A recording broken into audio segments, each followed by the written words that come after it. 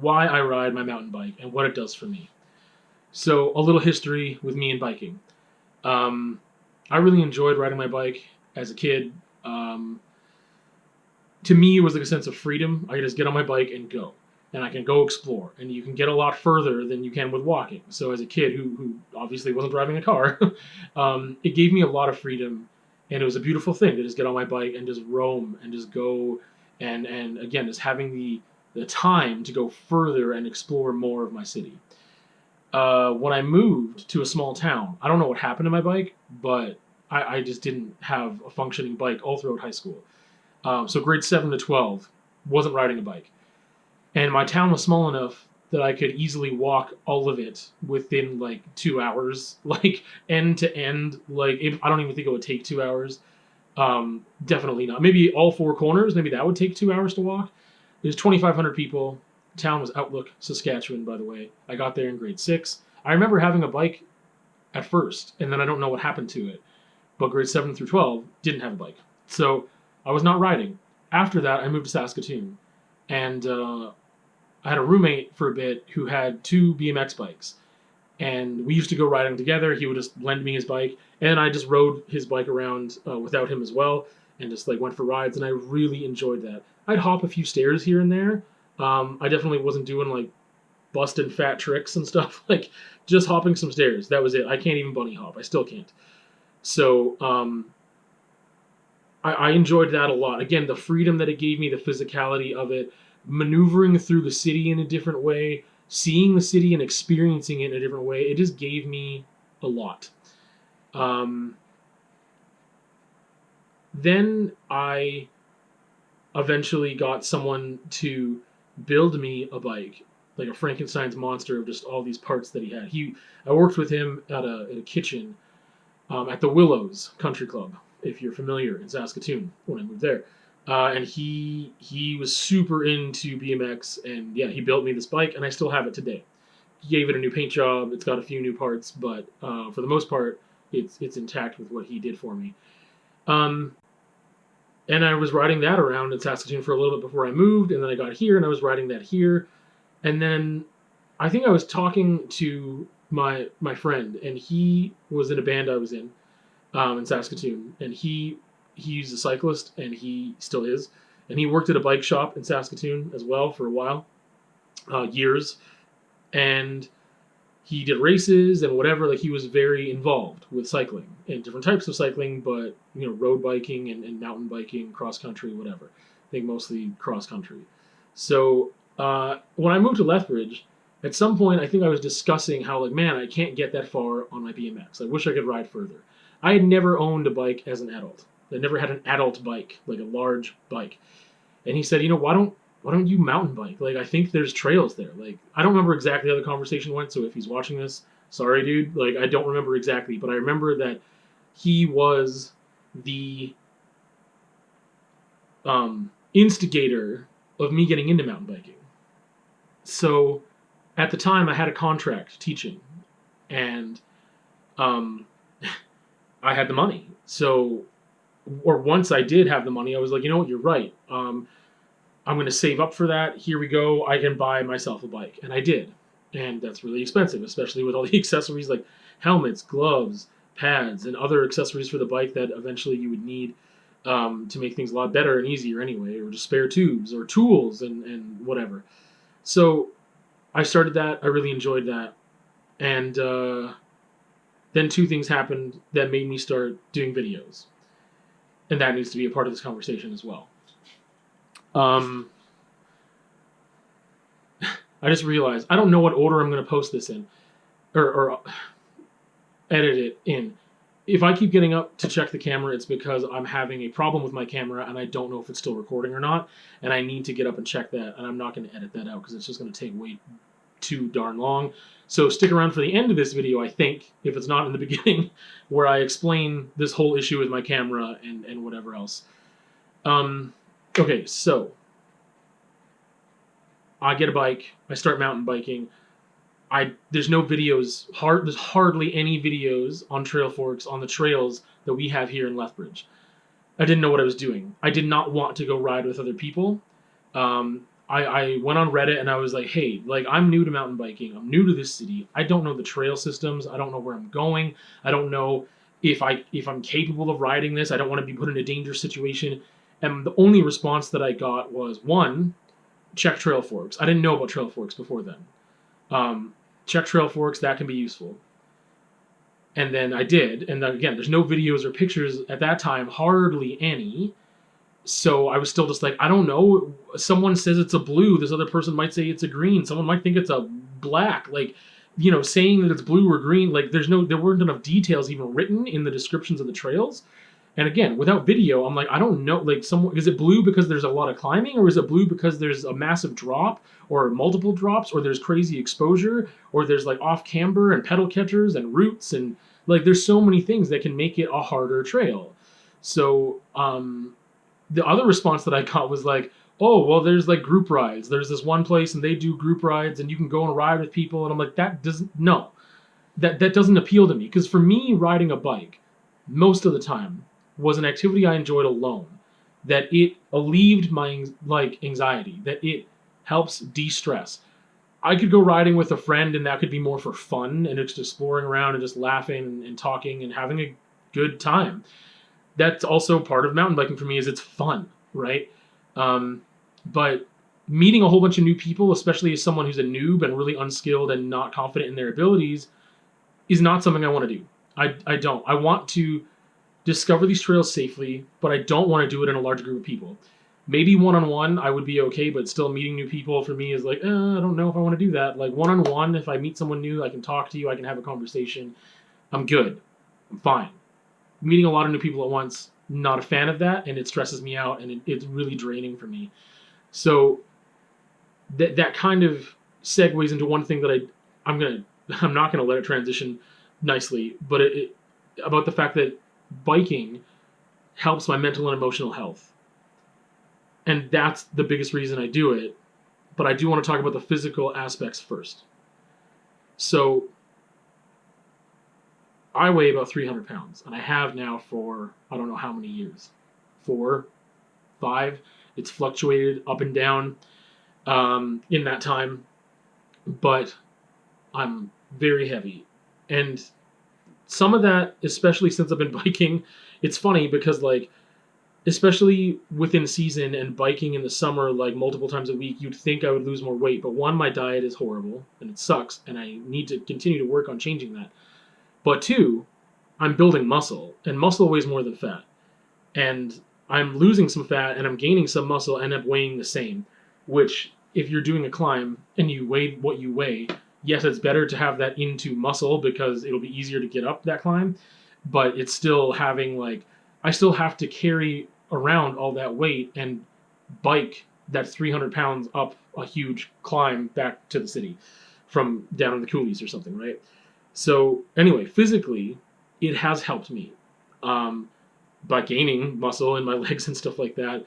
But the cardio and what it does for my heart, like my physical heart, has been good. I've seen positive effects with that. I'm not doing enough on the diet end or even consistency with biking when it's like too windy or like too cold or whatever, in order to keep that up enough.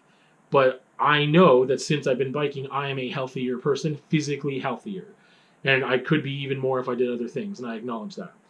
But it does that for me because it's really hard for me to do things I don't want to do. Biking is fun for me. It's a lot of fun and there's a lot of benefits, but if I just take the fact that it's fun, I can exercise and have fun at the same time. And the climbs, I'm just like, that's just a fact of having to do mountain biking. You're going to have to do climbs. That's just a fact of life. So I got over that pretty quickly, I think. And it's not like I enjoy doing them, but it's a neutral thing. It's a nothing thing. It's just like, yeah, I got to do it, whatever, let's go. I'm more physically fit because of it. And it's interesting because sometimes there are people who they're like half my size. And they can't do what I can do on a bike. And this translates to things like confidence. And how that is good for my mental and emotional health and just my being in order to have some things that I've accomplished.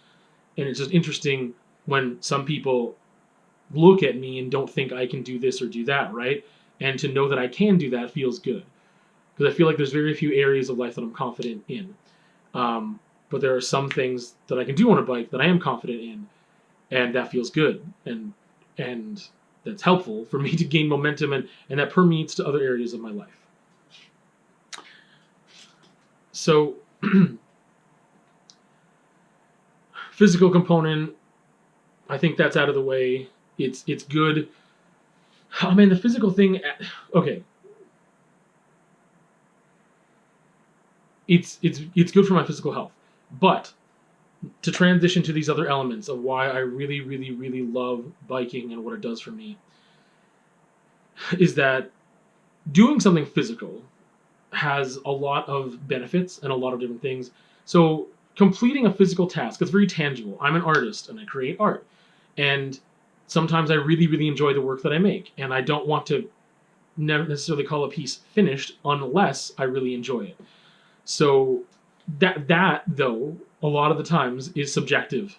It's not an objective, tangible, physical goal. When I complete a trail and I clean it completely, I don't dab, I don't have to walk my bike, I can do all the climbs, everything, that's a very tangible thing I can hold on to and say, yes, I did that.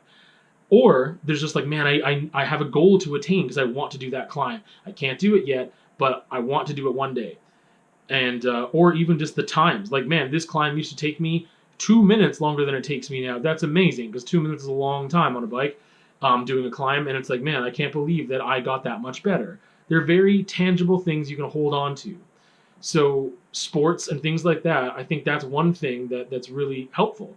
Not just in helping my fitness and like whatever, but it's a physical thing that is tangible goals that you can reach and you can feel accomplished with, which again, you can use that to gain momentum, feel good about yourself, and to know that you can do hard things. And that can translate to other areas of your life that have nothing to do with mountain biking or whatever sport or whatever physical thing you're doing. And that's really important, I think, is for people to have goals and being able to achieve those goals and know that they can do hard things. So I mentioned I was going to address, this is going all over the place. It's going off the rails because I already did this conversation once. Anyway, I started recording videos, and I mentioned that it's due to biking, really. When I started biking around that time, or mountain biking, around that time I was watching John Hicks. He still puts videos up. He's on YouTube. You can look him up. John, and then last name Hicks.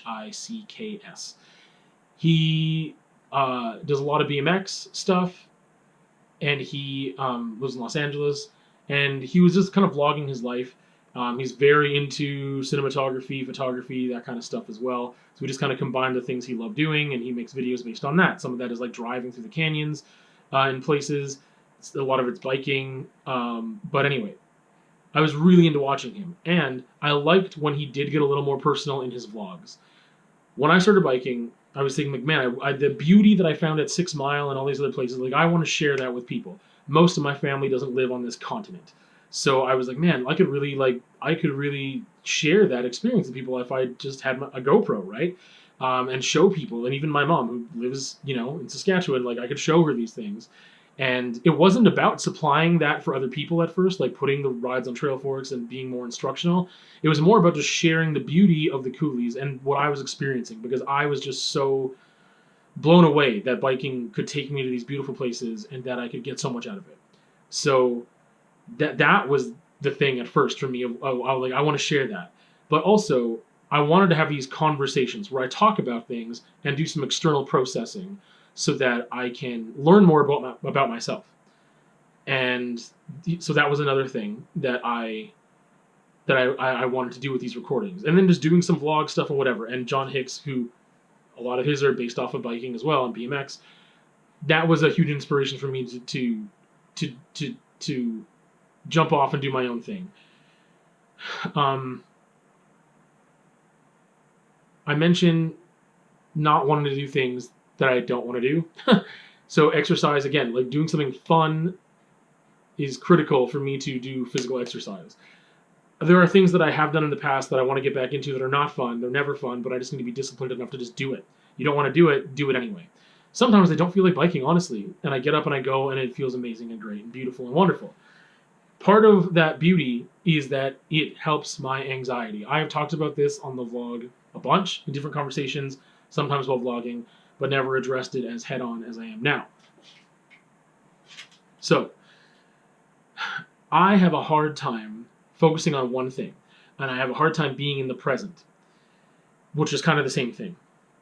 If I'm multitasking a bunch, it's because I'm not focused on one thing. I kind of have also, I would say, ADHD tendencies. I don't think I have full-blown ADHD, and I've never been diagnosed with that, but I have trouble paying attention as much, and I know that the way I use a cell phone and a computer and stuff, definitely with that technology, I have perpetuated this habit of not being able to focus on one thing and having FOMO and going here, there, and everywhere, and whatever else. And my attention span has gotten worse because of it, because of how I use that technology, not because the technology exists.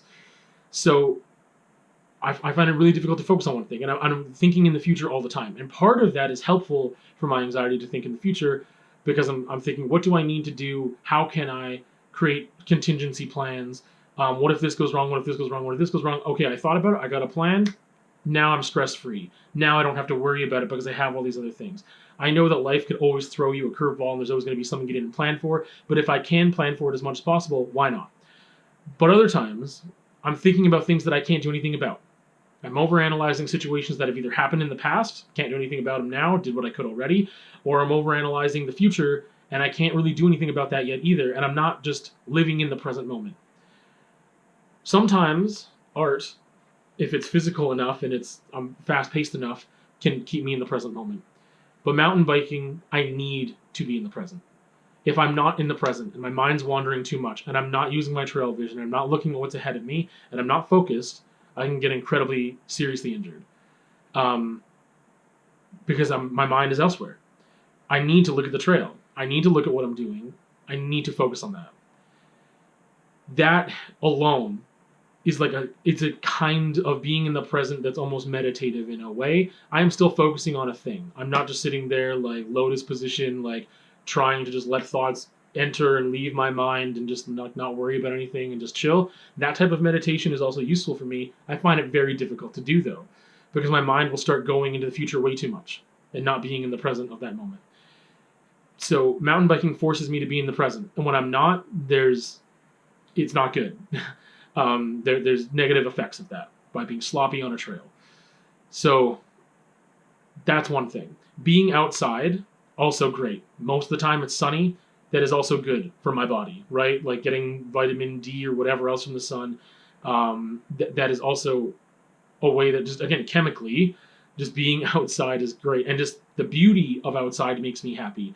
The silence of not the noise pollution that I hear in the city, but I hear the beauty of just nature and birds chirping and the wind making the trees and leaves rustle and the bushes, whatever. Like, you see people on trails from time to time, and that's fine. But like having that aloneness and that presentness with myself and needing to rely on myself is so important for me to grow as a person, and that experience is just insanely beneficial for me, and to de-stress and to, again, stay focused, stay in the present, which I have such a hard time doing. That is the main thing that mountain biking does for me. Mentally, emotionally, helps me alleviate stress, helps me sometimes my mind can wander in a good way sometimes, and if I get into a rhythm where I know where I'm at and whatever, but my mind can sometimes start processing things in a way that is very helpful for me because I'm in the present, and I distract myself sometimes on purpose from being in the present, or from thinking about anything, because I'm just listening to podcasts all the time, or listening to music, or I'm thinking about the future too much and not being in the now. So I can't even process my feelings the right way sometimes. And I think that is the main thing. That is what mountain biking can do for me, which is a huge benefit. And there are other things in my life that I can try to do that are similar, but again, sometimes with art, I can get really in the zone, and it helps me process feelings, and it helps me just stay focused on one thing and whatever. But mountain biking has more elements to it. The nature aspect, the sun aspect, the physical exertion that can also release great chemicals into your body to just help you be happier and just to like uplift your mood. Like, then there's the physical benefits of it. Then the fact that it's just really fun. It has really enriched my life so much. It's incredibly costly, and I've had some physical damage, but it is so enriching to my life that I love it. I don't want to ever stop doing it. I don't think I really have anything else left to say. These are the reasons why I mountain bike. These are the reasons why I want to continue mountain biking, why I will continue mountain biking, why I love mountain biking. This is what I get out of it. There's different reasons and different things that people get out of it. The thing that I also love about mountain biking is how diverse it can be. I'm not into just doing jumps and drops and stuff. I want to learn how to do drops and jumps because it will benefit me on some of the trails that I like. But some people will never ride those trails. They don't need that skill. I definitely don't need to learn how to do backflips. I have no interest in that. I just don't. I like riding trails way more than I would like riding our local park. I think I need to ride our local park more because it would help me gain some skills with drops and jumps that I can use on trails and thus be better on those trails. Anyway, I don't know what I might have forgotten. I don't know what I've repeated, but I love mountain biking. It's fantastic. It's a beautiful sport. I want to continue to contribute to that community in any positive way I can. And despite the fact that, like I said, my anxiety and my preferences and stuff are not to just meet large groups of new people, I do feel like there is a community here. I like that the community exists, even though I don't feel necessarily a part of it sometimes in a present way. I like to contribute to that as much as possible. And hearing how some of those biking videos and stuff benefit people, that makes me feel good. So I hope I didn't forget too much, but this is why I ride. Well, I'm going to start off by saying a couple things that I normally wouldn't in a conversation. One, I've recorded this conversation once already at the studio. I have been having troubles with my GoPro. So it started when I was doing a ride where it just shut off. I don't want to go into all the details, but it shuts off at a certain point. I believe what happened is that it's finally, a part of it is just time, because I've had this camera for over 3 years now, I think. Wear and tear, just I've taken a couple spills with it, nothing recent, but I just think those elements may be combined. And the heat. I think what happened is that it overheated and my battery is kind of damaged now. Just because I was recording a ride one time and it was like plus 30 and I was out there in the sun and it's like on the top of my head, mounted to my helmet, and I believe that's what happened. So now, after, even though it could be fully charged, after about 15 minutes, it just shuts off. It shuts off and it's like half recording because it's not really recording, and then the screen's blank, and then when I press the button to stop the recording, it's already kind of stopped. So then it turns on, it says repairing file, and then it starts recording again. Repairing file doesn't actually repair the file. It doesn't work. So anyway, I recorded a conversation, and it's coincidentally just about what I get out of mountain biking, why I love mountain biking, what it does for me physically, mentally, emotionally. That was after I had this issue during the ride, and I thought maybe it was just a fluke, it was a one-off thing, whatever. I was in the studio, battery was fully charged, and that's the thing. This is happening about 10 to 15 minutes into recording with a full battery. I think what's happening is that, we're getting low on battery. Like, the battery, I think, is just shot. Like, and it just happened in that one incident. And, like, I didn't fall, whatever. It's been, like, since the concussion, it's been, like, a month and a half, I think, and I haven't fallen since then. So, the camera was not jarred or anything. I think it was just the heat, and I don't know. I don't know what else. Anyway, I recorded it, and then I went to stop it, and it had that same thing. It was already stopped. And then I pressed the button, and then it said repairing file. And then I tried to record the outro, but it just wouldn't do it. And I think it's because it's reading, like, the battery's getting close to dead. Now, beforehand, it would just shut off. When the battery died, it would just shut off. That was it. It would end the recording, shut off. That's all you could do. But now it's not, the battery's not even dead, and it's like shutting off early, and it's also thinking, well, it's also just the battery's dying so much quicker. It used to last over an hour, like an hour, 15 minutes on average, on a full battery. And now it's like 15 minutes approximately, maybe sometimes a little less, a little more sometimes, and it is dying. So anyway, that's all the logistical stuff I'm getting out of the way now. One reason I'm doing that is because I don't have the funds to buy another camera right now. Won't for a long time. I at one point put up a... It seems like it's all coming together here in this video, and it might be a good time to stop the vlog. That's what I'm saying. I don't want to stop it. I don't want to stop recording rides and posting them because so many people have told me how helpful it is for them to see the trail before they go on it instead of just trying to do it blind. I brought up Ivan Mountain Bike, IVAN space MTB. I have brought him up in a couple videos now because even before this issue, really, like, he's recording videos and posting them on Trail Forks. He's local. He's doing trails that sometimes I haven't done yet. He's doing gnarlier trails and he's a much better rider. It's a different camera angle, and he's not doing intros and outros and explaining the features and stuff that much. But like, he's doing these videos and they help me out. So if I were to stop making them or not, doesn't matter. I think you should check his channel out.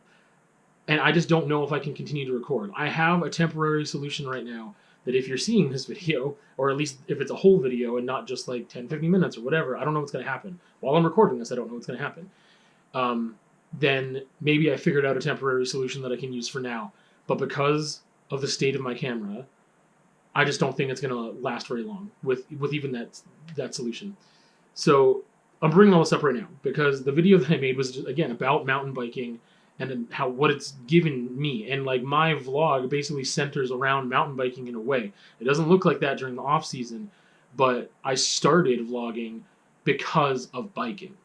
And I wanted to talk about that. I wanted to talk and just kind of have like a story time / conversation about what biking, specifically mountain biking, does for me and what it's given me. And one reason why I like to give back and like do things on Trail Forks and like add trail reports and edit trails that are mislabeled or whatever, add trails when they're applicable, and also add the videos and pictures so that people don't get in a situation like I did when I started mountain biking here in Lethbridge, where there were almost no videos, hardly any pictures. Sometimes the trail descriptions in Trail Forks weren't accurate, or there weren't any at all. And so I want to help people out that are starting to get into the sport, because for me it was new, and it was like something I wanted to do, but I didn't have confidence, I didn't have ability, I didn't have the knowledge of the trail systems here. Also, for me, one thing that it does, which I'm going to explain a little bit more, is that I don't want to go on group rides with people that I don't know. That is a recipe for anxiety for me. It's not fun, and it's not why I ride. Riding with people that I do know, or even if it's like one-on-one sometimes with a stranger, because sometimes people have asked me to go on rides. I've done that. I've towed people in. Some people have towed me in.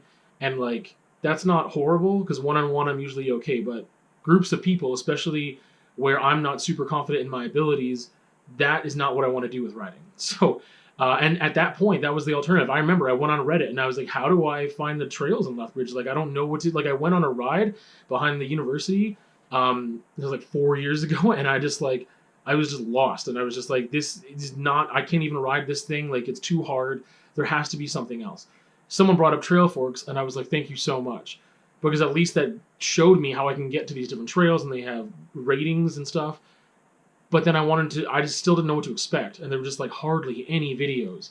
So that is why I do what I do. That is the main reason why, not why I ride, but why I make those raw rides, is because, I mean, sometimes they're fun too, to look back on and stuff, but so many people have gotten into biking, especially the past couple of years, but I was doing this before that explosion because of the pandemic and just like how many people got into going outside more and stuff.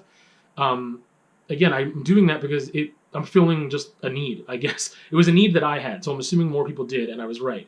Because I've just, again, had a lot of people comment on videos or approach me in person, like a lot, to just tell me, like, oh, thank you, like, I use the videos, or my son uses the videos, my kids do, whatever, and it, like, helps us to, like, see if we feel confident in doing that trail. So, yeah, I'm not out there recording these videos being like, man, I can shred this thing, watch me. Sometimes I try to do a speed run of a trail I'm familiar with, because I want to push my limits and also to show that. But generally, it's instructional. It's like, here's the trail, take a look, these are the features, this is where it is, this is where you can go, whatever, right? Okay, to get into the real conversation now, I gotta say one more thing.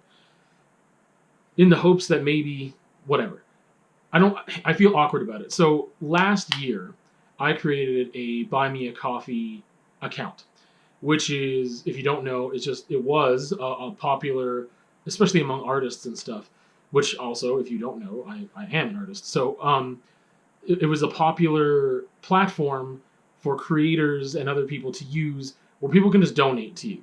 So you have a PayPal account, you link it to the Buy Me a Coffee platform and your account, and people can just donate whatever, like $5 increments, $2, whatever. They can just donate to you without a need for getting a product back that is like a specific thing. It's not like, oh, you donate to me and I'll give you this. It's not like you are paying for a specific thing in that way. Because I mean, I have an Etsy shop. I paint, I draw, whatever. Like I create art. You would just buy those products. I'm also open for commissions and custom stuff, so you can just hire me to do stuff, and I will most likely do those things if it fits within my wheelhouse and whatever. But Buy Me a Coffee was a way that people could donate to help supplement the costs of doing this and bike videos.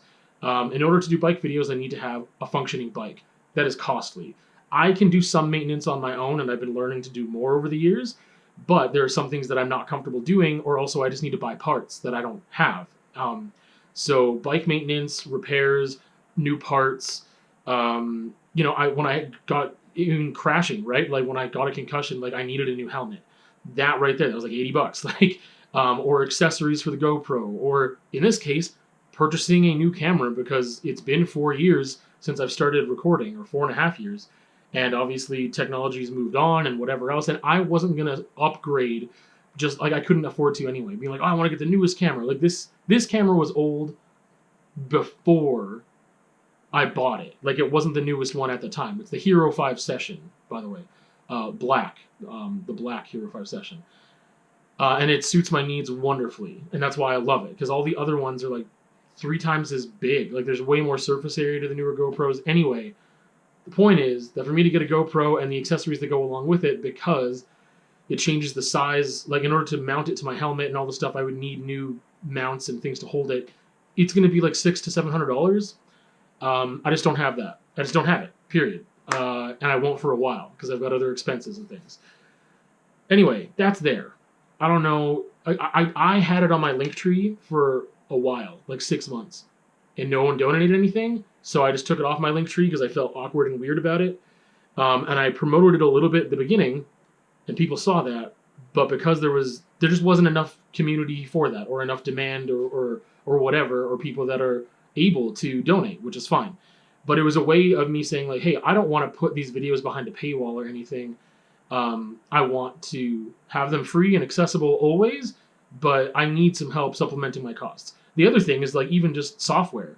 Like, I have to pay Adobe $30 a month in order to have Premiere Pro and Photoshop. Both of those things I use, especially Premiere Pro, for video editing. And Photoshop I use for, like, editing thumbnails and stuff like that. That's what I need to do for vlogs and for raw rides and conversations like this one. Anyway, that's out there. I'm just saying. It's still there.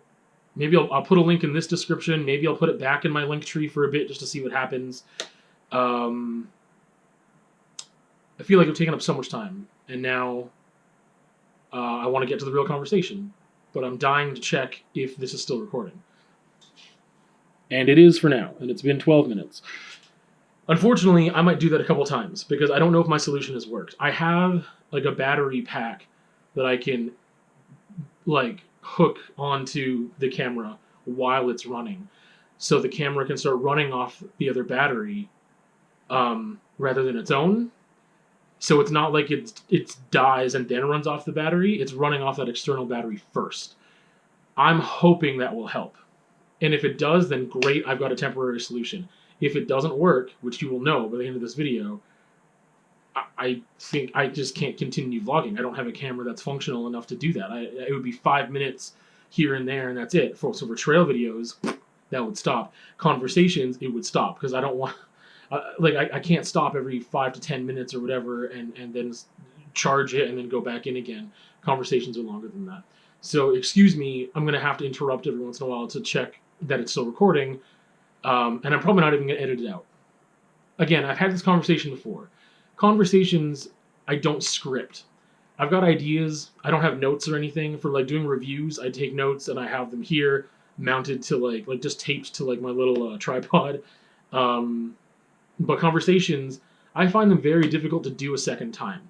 If something happens and something screwed up with my recording or whatever, and the first time it doesn't stick. The reason why it's really difficult for me is because my mind remembers that I already talked about these things. So sometimes I'm like, oh yeah, I should bring that up. And my mind says, you already did. So then the first time I do the conversation is much more complete. And yes, it is a little meandering because that's the way that I speak.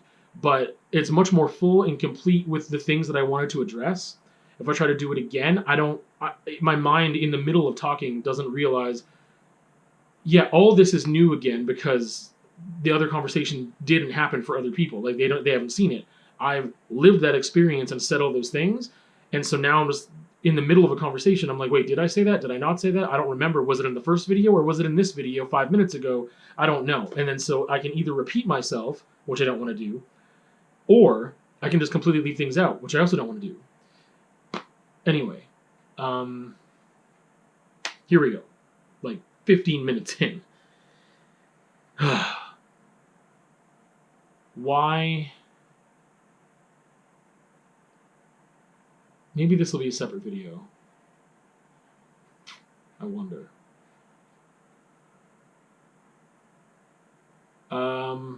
I should probably make that a whole separate video and just do the conversation of why I'm out. And I'll put this at the end rather than the beginning, and also have it as a separate thing. I don't know what playlist to put it in. Okay,